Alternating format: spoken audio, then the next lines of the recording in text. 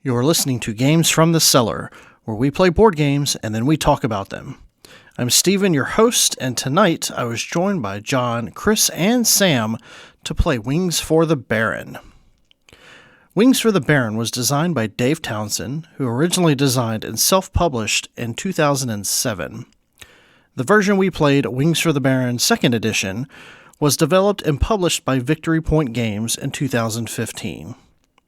At the time of this recording, Wings for the Baron has a 7.4 rating with 262 ratings on BoardGameGeek. It is currently ranked 4,688. It's a 3 to 5 player lightweight game that plays in about 90 minutes. We thank you for joining us in the cellar as we go in depth with Wings for the Baron. Okay, gentlemen, we're sitting in front of Wings for the Baron. I think I can safely say this is one we've all been looking forward to. Is that correct? Oh, yes. Yeah. Oh, yeah. For sure. All right, so this is actually Chris's copy, but I would say that this is like John's game. So, John, do you want to kind of give us the overview of Wings for the Baron?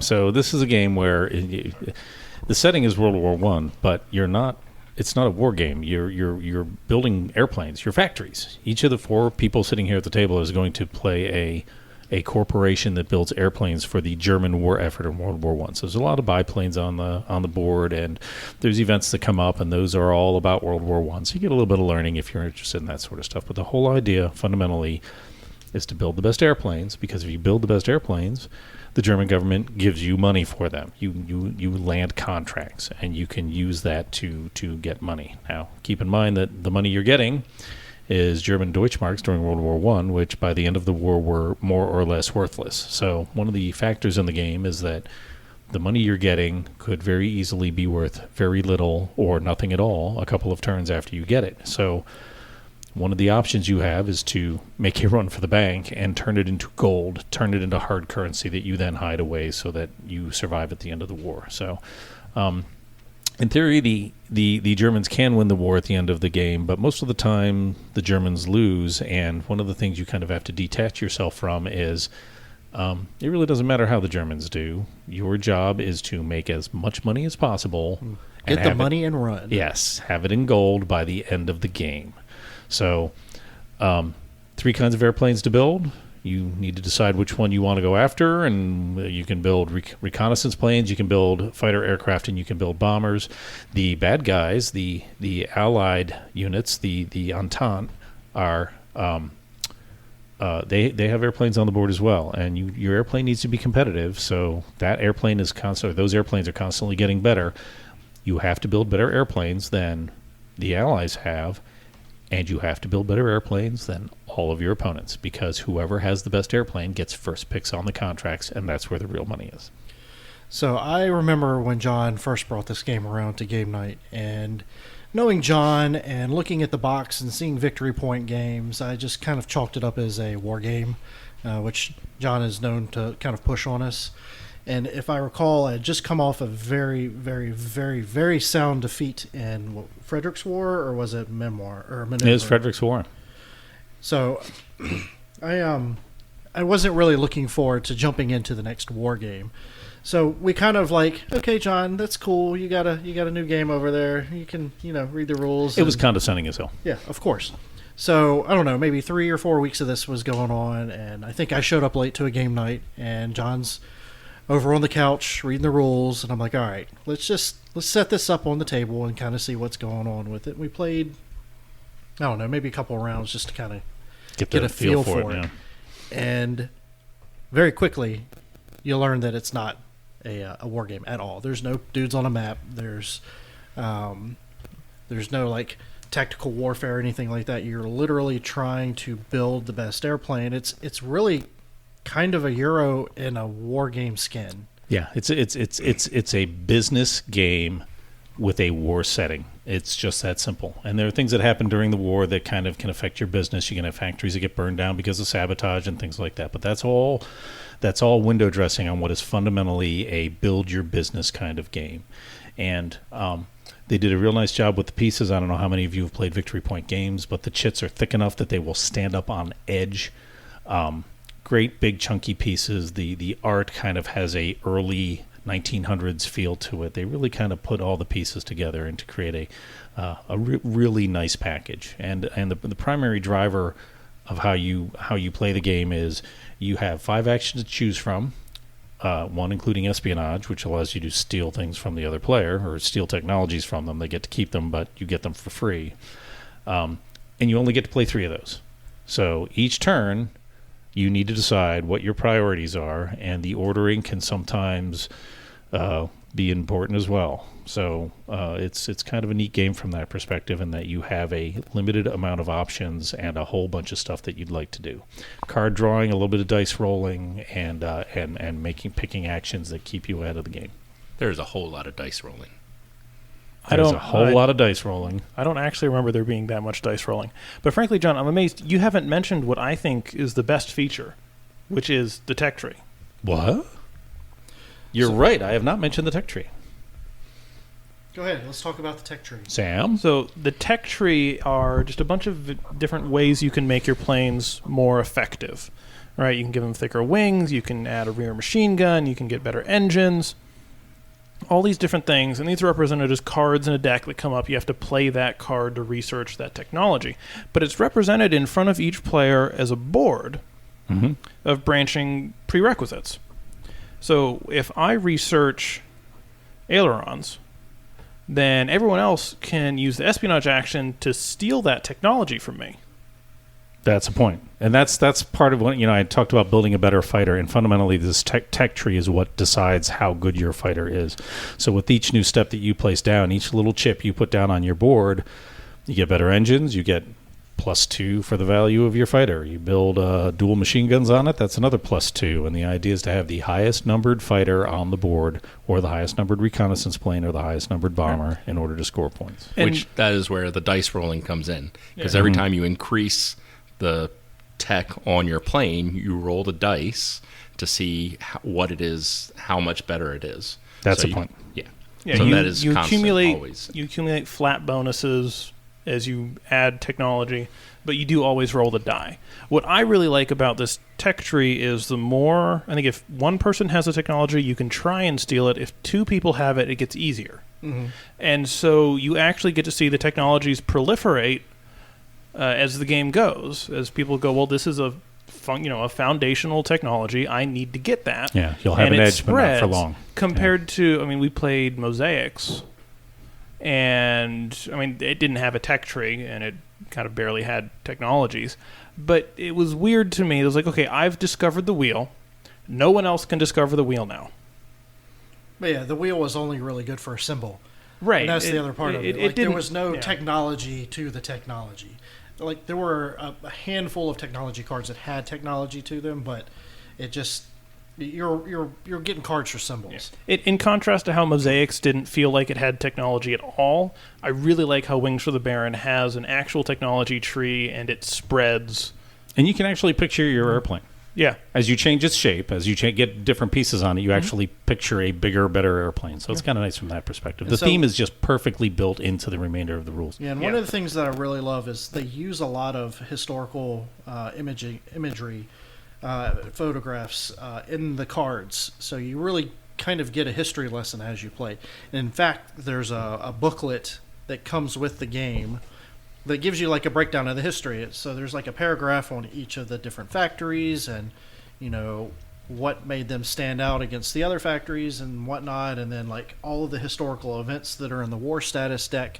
There's, a couple of sentences or a paragraph on each of the different battles that happen. So you have the opportunity to do some learning while you play as well, which is really cool, especially from a historical perspective. One of the things that I'd like to say is that this is a good example of the whole being greater than the sum of the parts. So what you essentially have is a hand management game where you're getting technology and event cards. You're doing action selection with your action cards. So each, as we mentioned, each factory has 6 action cards, and it's up to you to decide which 3 you want to play down in a turn. And that essentially just kind of informs how your turn's going to go. And then you've got the die rolling and this tech tree, and you got like 4 really good mechanics that work really good thematically to create a really amazing experience. So I'm excited to get it back into this one. It is, if I recall, our most played physical game. We've played many games on BGA, more times than Wings for the Baron, but as far as I know, logging plays, this is the one that we've played the most physically in front of each other. So, Yeah, and it's been too long. yeah, it's been a bit. So we're going to go ahead and give this one a shot, and we'll be back when we're done.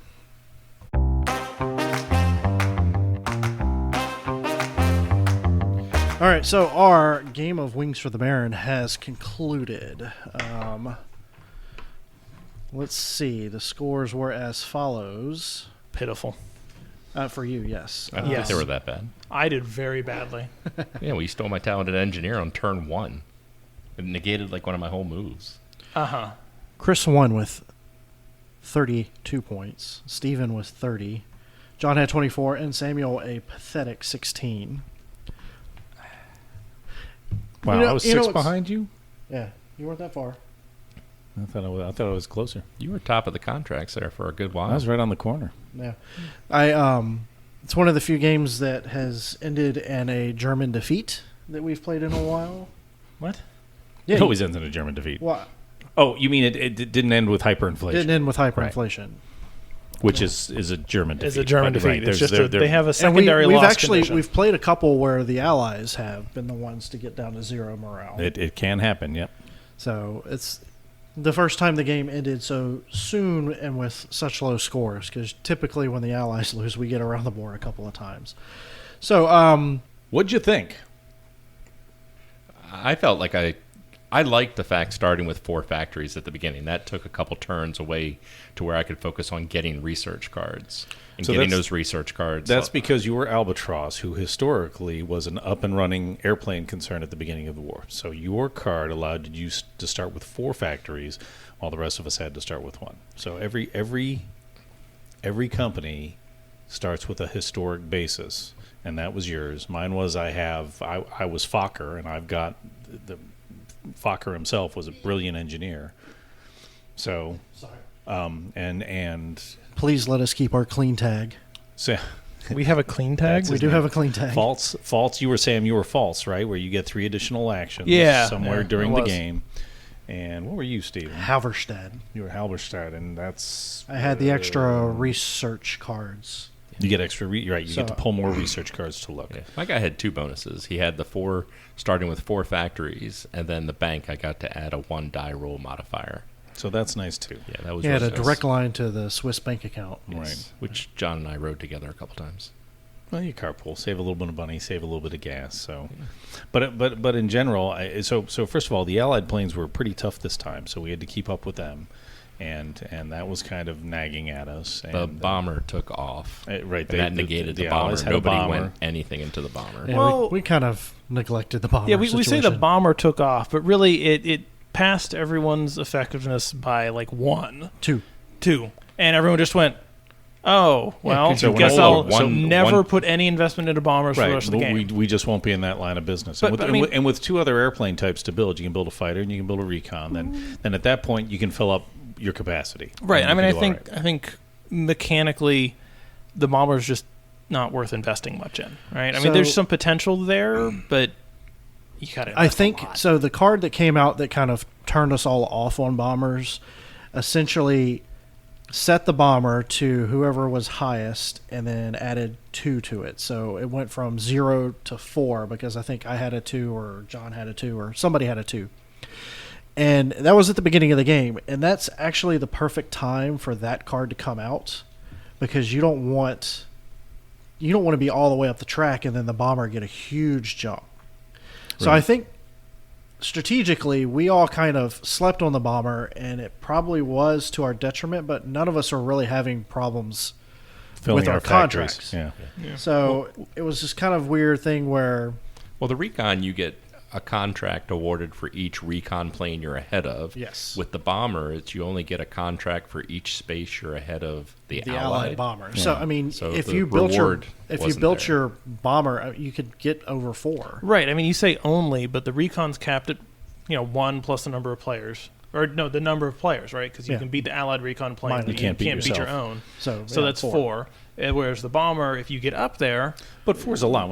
Four's a lot. Most right? people have 8 to 10 factories, so 4 is fine. Right, 4's fine, and you're rolling a D2 plus what? The modifiers, which are 1 or 2. Maybe 1 or 2 modifiers, and frankly, the bomber.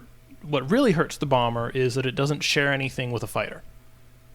Right? Yes, that's true. The recon plane shares a couple of spaces, a pair of +2s with the fighter. Mm-hmm. So you can get those. You can bump your recon and your fighter at the same time. Great. Yeah, it makes sense to efficiently take those two that build both into the recon plane and the fighter plane. I looked at building my bomber up, but you basically had to get to better engines 3 at what I think it was before you could start building better things. That's when in you the get bomber. a really good bomber. And I was in a position to do that, but the cards I was pulling didn't have bomber markers on them. So I was not in a position to develop the bomber even if I had wanted to.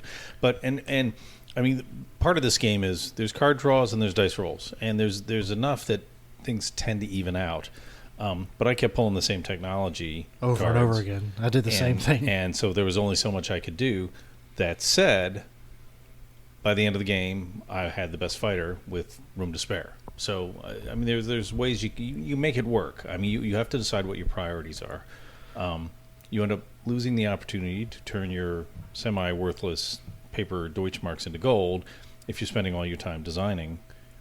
Yeah, because that's how the game works. You get in this advanced version that we were playing, you have 3 slots, so you get to play 3 out of your 5 cards. So either you're building factories, or you're stealing stuff from other people, or you're designing airplanes, or you're researching tech, or you're going to the bank, and you don't get to do all 5.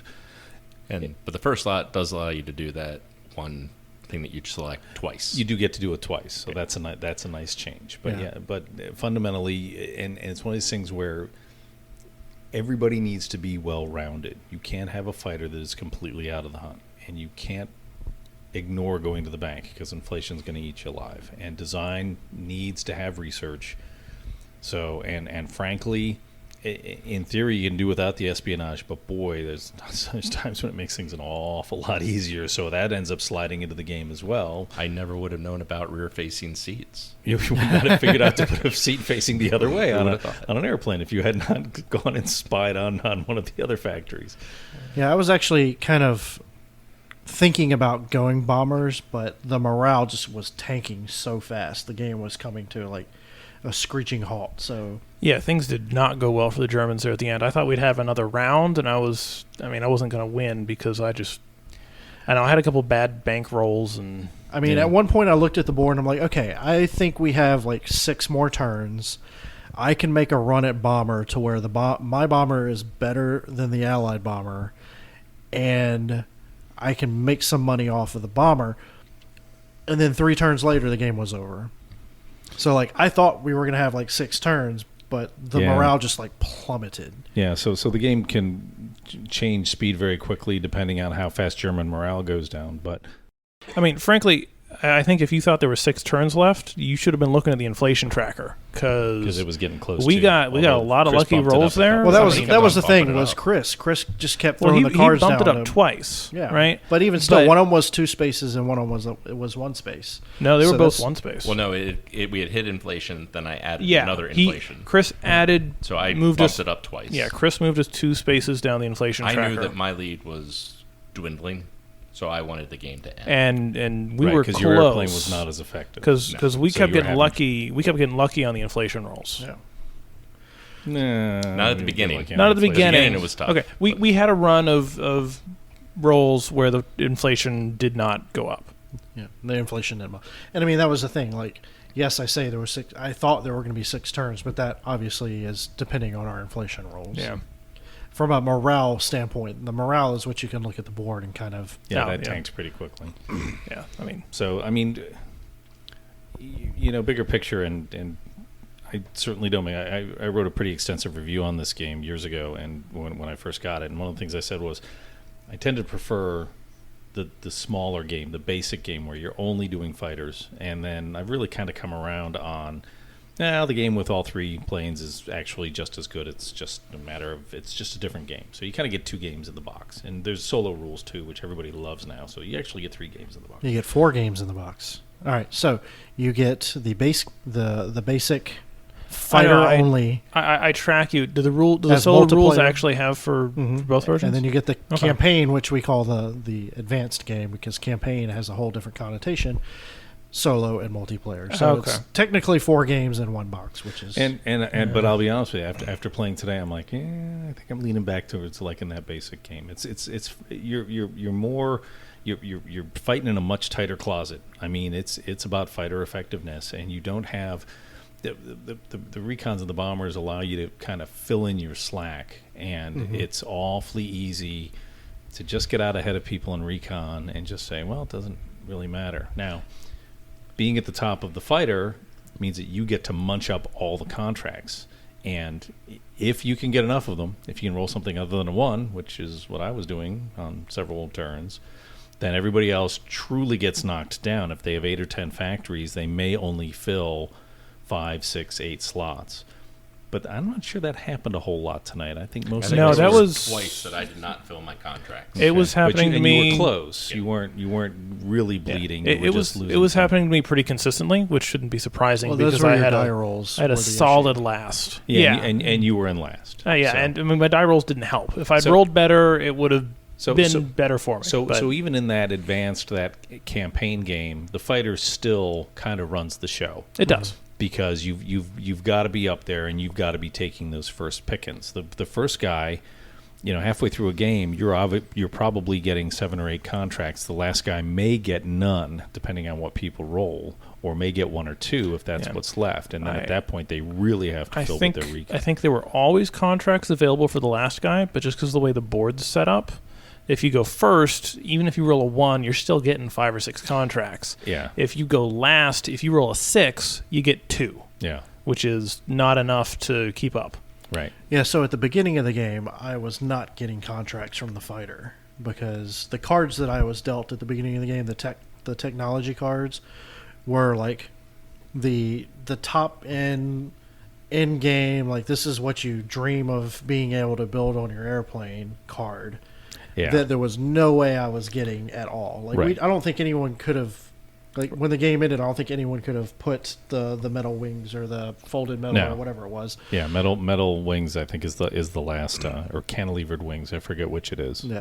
So I essentially had 2 dead cards in my hand that I couldn't use, and I relied on having the recon plane in the beginning to actually get contracts because to fill the gap. Like I couldn't do if we were just playing the base game with just the fighter, I would have been out of the game like for the first 3 turns because I would have had nothing to do until you guys built enough for me to espionage. But it just makes I feel like it fills the game out to give you those options to keep you engaged in the game where.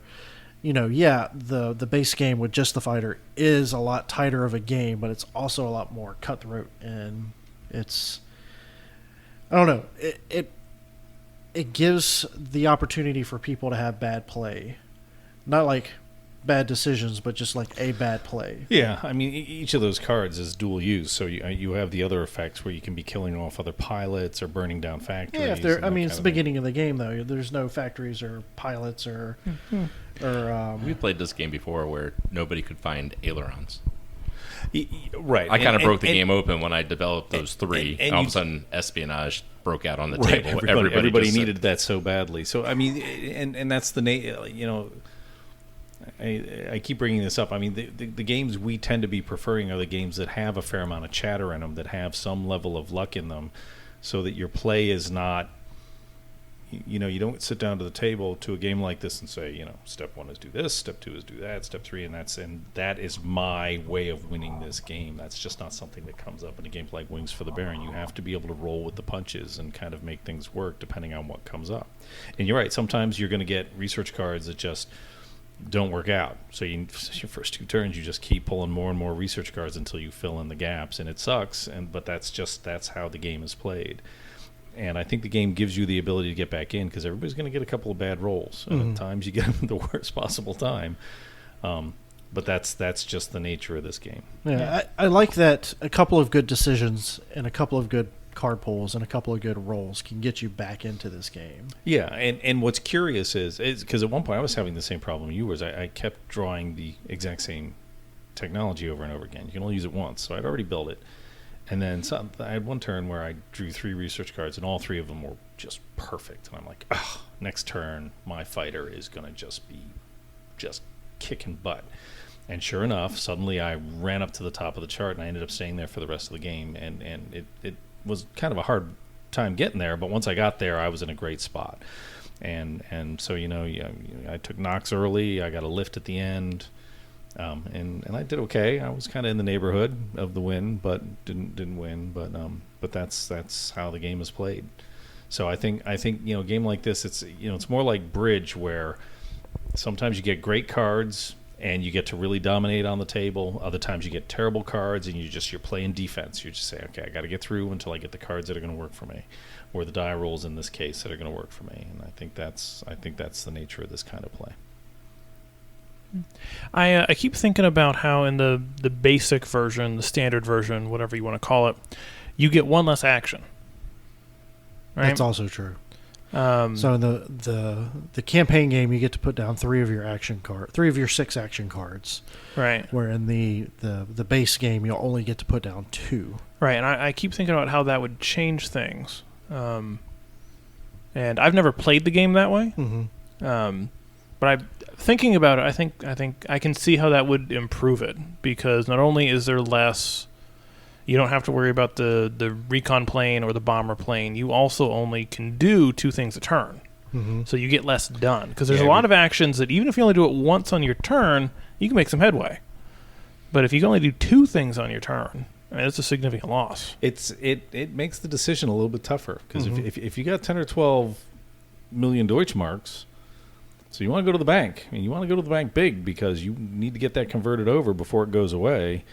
But you have to do that at the detriment to keeping up with the Joneses as far as plane design. It means burning that up. Once you get ahead with 3 actions, you can generally stay ahead if you just spend your 3rd action kind of shoring yourself up. Right. You keep every now and then. One trip to the bank every turn. And then use the other 2 to kind of keep your airplane in. You can manage that. But if you only got 2 actions, that's not really enough to do. You can do like 1 thing well or 2 things poorly. With 3 actions, you can do 1 thing well and 1 thing poorly. And I think that's I think that would be significant. And this is the controversy I've been talking about for all these years, because we've had this game for a number of years. And I'll be honest with you, when I first saw this reviewed on There Will Be Games, and when I saw the theme, I'm like, oh, that's my thing, because I really like airplanes and I love the engineering widgets, and there's just enough crunchiness in this game, the setting and the thematics, and even the art is very well done. Each different corporation that's being played, their airplane is shown on their charts. I mean, the art has been very nicely done. So I really like it from that perspective, but it's also kind of my kind of game where it's more of a tactical. You need to work with what you've got. The way you won last time probably isn't going to work this time. You got to figure out a new way around the corner, and that's the kind of gaming that this one brings to you. One thing with the cards, they're aces, and I think we brought out 1 ace during the whole game. It's tough to lose a whole turn or lose that card. Those research cards are very valuable, and to give them up to bring an ace, but it pays dividends later on. Yeah.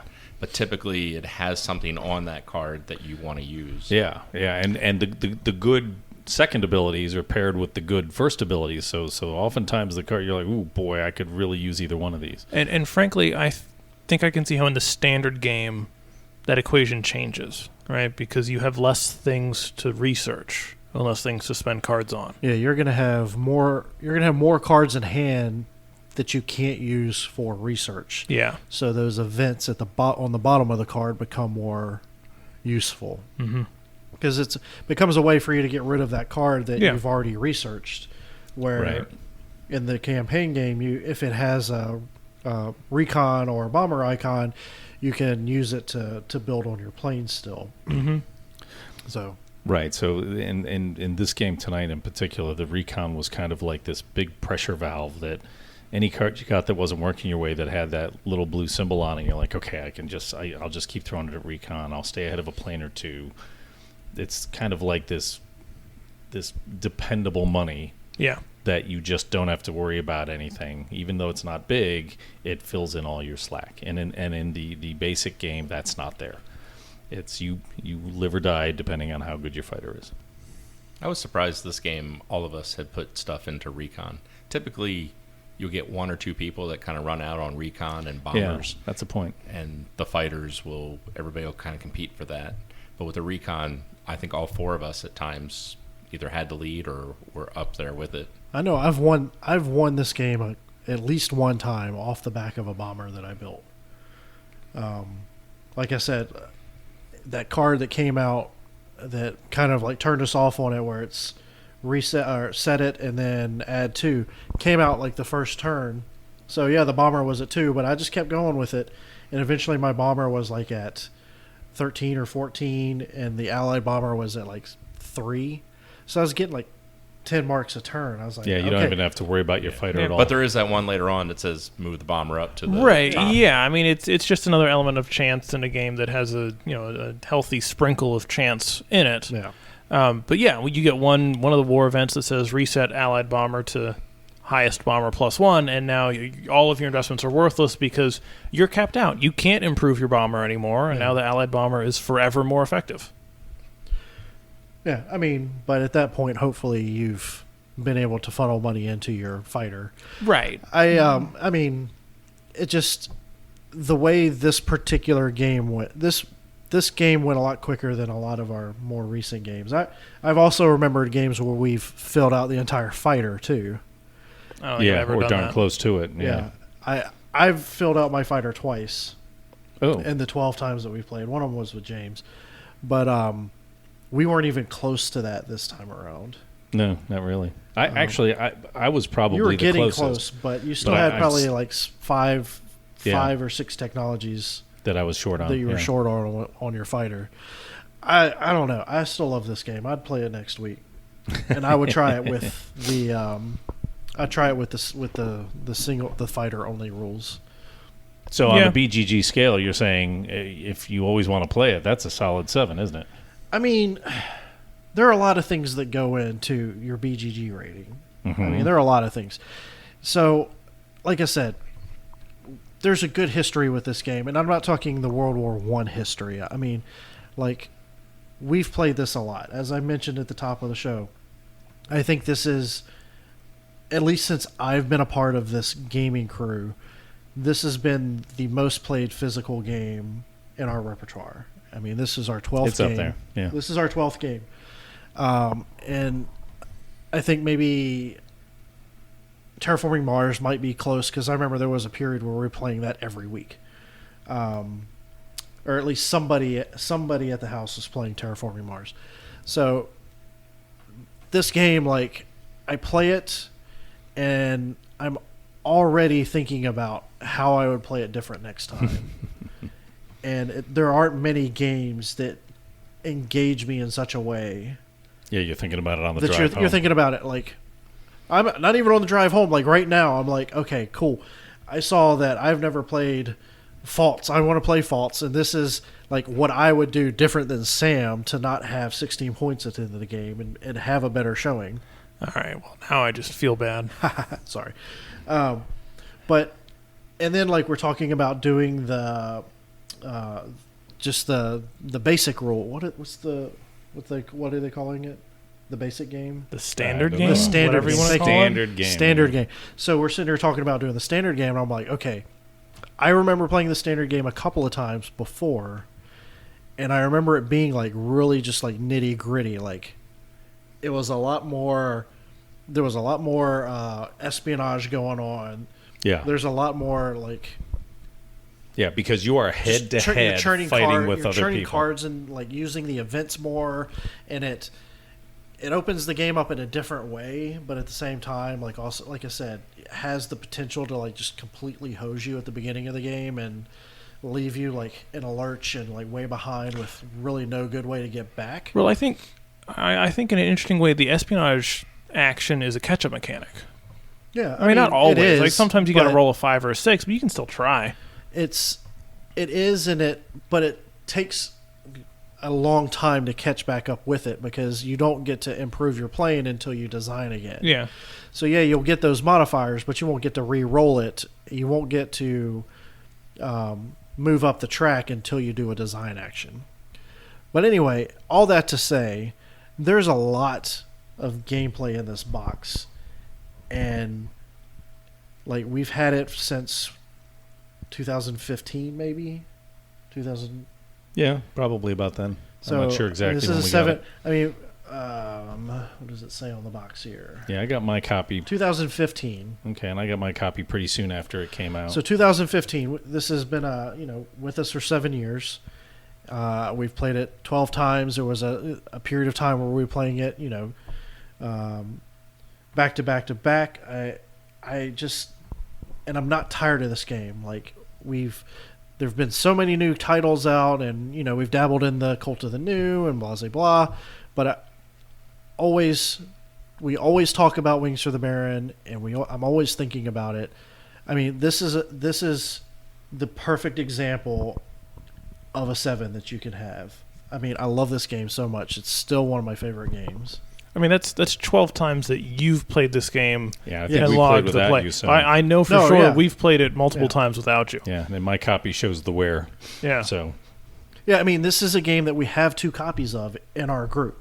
John Honestly, has a copy. Chris has a copy. Honestly, Do you have one too? I don't, Okay. but I think I'd like one. Yeah, for sure. They're hard to find right now, and hopefully there's a 3rd edition coming at some point. We'll have to give Dave Townsend a shout and see what he says.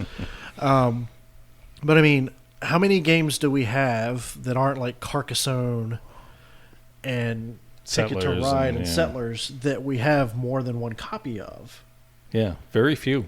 I mean, we don't even have more than one copy of Terraforming Mars, and it's showing its wear. We probably need another copy at this point. But I mean, just the fact that there are 2 copies in our collection that get played speaks volumes to how good this game is. Yeah, there was a time that John wasn't showing up every week, and this was a game that we wanted to play.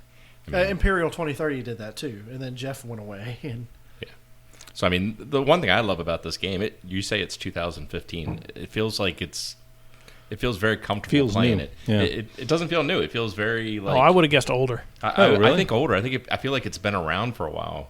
7 years seems. I mean, like we've played it a lot, so I guess that's why. But it just. I don't know. It just like when we played Primordial Ooze. Primordial Soup. Primordial Soup. Sorry. Sorry. And you just kind of got a sense of, okay, this game was designed from a different era. From a different era. And this game, Wings for the That's how Baron this feels. is the same kind of thing where there's an older design paradigm built into the running gear of this game. Exactly. The modern stuff you see. And a lot of people get all complainy. They don't want chatter. They want to be able to show up and they want to be able to play their cards the exact way they always play their cards because that's how they guarantee a win. And this is not a game that does that. This is a game where you're going to need to roll with the punches. You're going to need to change up. You're going to sit there and say, you know what? Recon stopped working for me, and I don't think I can get it back. So now I need to go for the best fighter. And it's a kind of decision you need to make on the fly in order to make this game hum. And that means you're learning something new every single time you play it. The game is going to play differently, and you're going to get a whole different feel from it. Yeah, and it's another thing. Like, I really think while the theme is perfect for this game, I think the theme was the biggest detriment to this game. And potentially Victory Point as well. I mean, I love the game despite everything. Victory Point doesn't make games that gamers want to play because it comes in this pizza box with a sleeve, and the chits are laser etched so that it comes with a napkin that you have to wipe the soot off the chips.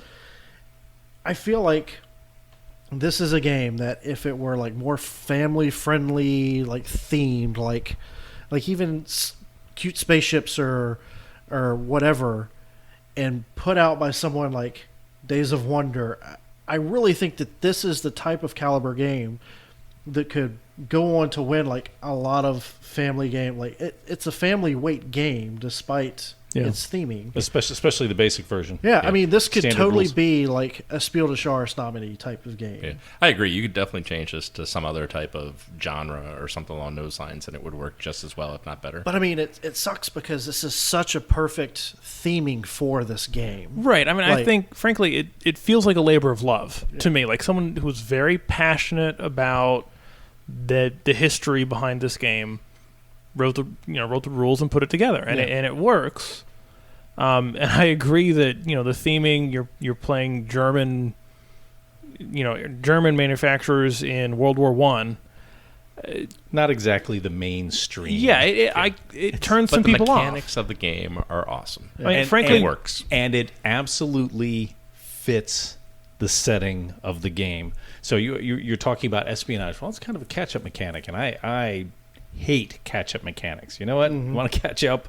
Play Do better. This game, you sit there and go, yeah, but espionage makes a whole lot of sense for what was going on. 'Cause Yeah. that really happened. Yeah. and the hyperinflation and the way you got to turn your cash into gold. So all of that works. There's no part of this game where you sit there and go, boy, that kind of seems like it was bolted onto the side of it. I mean, everything seems to work Yeah. right. So I gave my rating. Chris, what do you think about Wings for the Baron? I like this game so much, I did have to go out and buy my own copy. Yeah. One that's complete, has all the right pieces and everything in it. All right, so yeah, we played John's a lot, and in that process, we lost one or two of the smaller chits. So we've had to come up with. I have made beautiful reproductions, Yes. by I the take way, great- and they don't affect the gameplay because they're just markers. They're Yeah. not there's not something you pull out of a bag. But or I take flip great over. pride in having a complete set. Well, So, you go ahead and take great pride because those pieces are going to disappear someday when you're not here. Yeah, they're gonna magically appear in John's copy. And you're going to find little foam duplicates sitting inside your board instead. Well, at that And- point, I'll probably be saying, hey, it doesn't matter. They're just pieces. It They might be a just whole mark lot easier something. to just trade the entire box because my copy's pretty beat at this point. I mean, it's been through the war. I guess I can say that. But I like that when a game shows somewhere. Yeah, it's well loved. It is adds what it boils character. down to. Yeah, and unfortunately for this particular game, if you want to replace it, it might cost you a few bucks, or you might have a little bit of trouble finding it. There's rumor that Dave Townsend, the rights reverted back to him because Victory Point Games has folded shop. But there's rumors that it may come back out again, and I'll tell you what, there was a first edition of this that nobody owned, and I don't think I've ever heard of anybody having played it. This is the second edition where things really became much tighter and really they got the package polished up. If there's a third version comes out of this game, that's going to be a Holy Toledo game. I mean, I think that's going to be neat. All right, so Stephen, you asked me what my rating for this would be. Yes. Wings for the Baron. This is a game that I enjoy playing a couple times in a row, bring it out a couple times a year. I got to give it a solid 7. Excellent. Sam, what are you thinking? Where are you at on this one? Well, even though I lost horribly, which is unusual for me, but it happened. I still would like to own a copy of this game because there are people I play with who don't make it to these game nights, and I'd love to be able to share this game with them. So I think I'd have to say at least a 7. Probably higher. All right. I just looked this up on eBay. $225. I might just have to go third party. Dave, if you're listening, and I hope you are, you need to stick the fire in whoever's butt and get this out again, because I think, like I said, I think you have a winner here. It just needs a little better marketing, and I hope we're providing that, and just a little more polish. And I think this third edition is going to be fantastic. Just a great game. And everyone needs to go out and buy it as soon as it's released. John, what do you think? This is a 7. Easy. It's the easiest 7 ever. Easiest ever. I bought it for a reason. I'm glad I have it, and it's one of those games on my shelf that is never going away. Yeah, that's, You could sell it to Sam for $150. $225. And then play it still because he'd be here. Okay, now you got me thinking. It might leave. Everybody leave your wins. shelf. All right, so that was Wings for the Baron. Find a copy, play it. And you'll see what we mean. You will not be. You won't. Not be disappointed. You won't regret it. You know, we were on a roll there. I just set you up to hit that out of the park, and look what you did. I'm You so will, tired. you will not fall subject to hyperinflation. What were we saying? You will not be Right. disappointed. Pick up a copy of Wings for the Baron. Wings for the Baron. Wings Find for the it. Baron. Play it. Love it. Just like we do. John, Chris, Sam, and I thank you for joining us in conversation about Wings for the Baron. You can join us in conversation by visiting our website, cellargames.com, where you can find links to our social media and Discord server. We also have a blog and guild on Board Game Geek. We look forward to hearing from you.